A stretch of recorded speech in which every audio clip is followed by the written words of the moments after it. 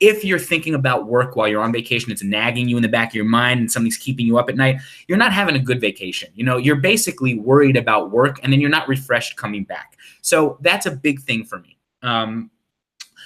The way that we handle that internally is the following. We have a subject matter expert program that I started when I first got to the company.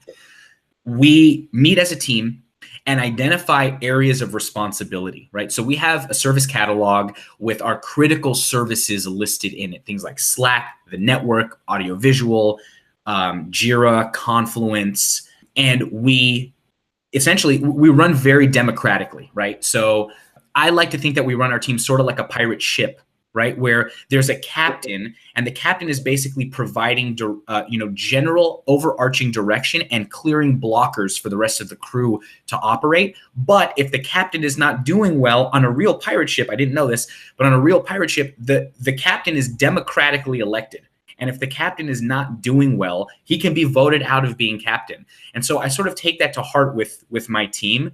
Essentially what I'm getting at is we all sat together and we decided as a team who was going to be responsible for what components of our infrastructure. I sat down in a room over the course of several days, and we carved out who was going to be the SME, the subject matter expert for the particular technology. That subject matter expert is responsible for learning all they can and doing whatever it takes for them to be the highest point of escalation for that technology, whether it's, sitting down and learning it every single day, taking certification courses, buying books, what have you. That person is the highest point of escalation, right?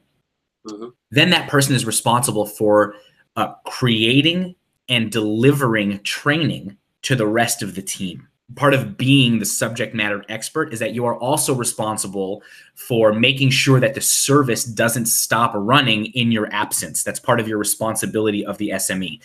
And so that's worked very well for us. The major way that we do it is by documentation.